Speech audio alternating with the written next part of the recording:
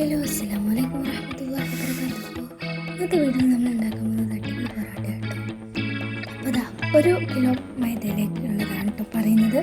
ഒരു മുട്ട, 1 table spoon പഞ്ചസാര, 1 നുള്ള് ഉപ്പ്, 1 നുള്ള് ബേക്കിംഗ് സോഡ എന്നിവ ഇട്ടിട്ട് നന്നായിട്ട് ബീറ്റ് ചെയ്തെടുക്കാം.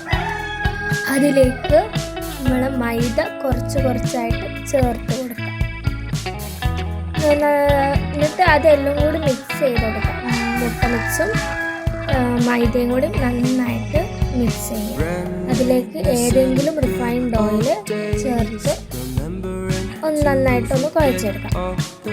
അതിനുശേഷം ആവശ്യത്തിന് വെള്ളം ഒഴിച്ച് നന്നായിട്ട് കുഴച്ചെടുക്കാം. ഒരു ചപ്പാത്തിനെ കൂടി കുറച്ച് ലൂസ് ടെക്സ്ചറിൽ വേണം കേട്ടോ കുഴച്ചെടുക്കാൻ. അത് എന്നിട്ട് റെസ്റ്റ് ചെയ്യാൻ വെക്കാം. ഒരു മണിക്കൂറൊക്കെ റെസ്റ്റ് ചെയ്യാൻ വെച്ചോളൂ കേട്ടോ. സോഫ്റ്റ് ആവും. എന്നിട്ട് കൗണ്ടർ ടോപ്പിൽ ഇട്ടിടുക. ഇതുപോലെ നന്നായിട്ട് പരത്തിയെടുത്തിട്ട് ഇങ്ങനെ നന്നായിട്ട് കുഴച്ചെടുക്കുക കേട്ടോ. എന്നിട്ട് അത് 1 മണിക്കൂർ റെസ്റ്റ് ചെയ്യാൻ വെച്ചതിന് ശേഷം നല്ലപോലെ ബോൾസ് ആക്കി എടുക്കാം. ബോൾസ് ആക്കിയതിന് ശേഷം നമ്മൾ അത് കൗണ്ടർ ടോപ്പിൽ മൈദപ്പൊടി വെച്ച് പരത്തിയെടുക്കുക. കുറച്ചുകൂടി വലുപ്പത്തിൽ പരത്തണേ. എന്നാൽ അത്യാവശ്യം തിന്നായി പോവുകയും ചെയ്യരുത്. എന്നിട്ട് അത് ഒരു ഭാഗത്ത് വെച്ച് അതിലേക്ക് ഓയിൽ സ്പ്രെഡ് ചെയ്തെടുക്കാം.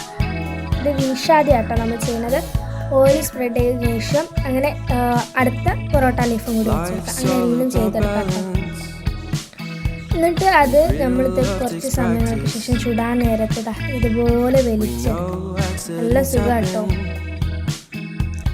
ഇതുപോലെ വലിച്ചെടുക്കുക. മുകളിൽ നിന്ന് ഓരോന്ന് വലിച്ചെടുക്കുക. അങ്ങനെ എല്ലാം നമ്മൾ വലിച്ചെടുക്കുന്നുണ്ട്.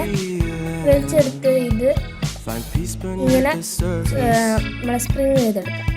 സ്പ്രിങ് ചെയ്തതിന് ശേഷം എല്ലാം നമ്മൾ സ്പ്രിങ് ചെയ്യുന്നുണ്ട്. അപ്പോൾ ഞാൻ എല്ലാം സ്പ്രിങ് ചെയ്തിട്ടുണ്ട്. പിന്നെ അതിൽ കുറച്ച് എണ്ണ കഴിയുമ്പോൾ തേച്ചിട്ട് നന്നായിട്ട് പ്രസ് ചെയ്യുക. നമുക്ക് വേണ്ട പൊറോട്ടയുടെ വലുപ്പത്തിൽ ഇതൊന്ന് പരത്തിയെടുക്കാം.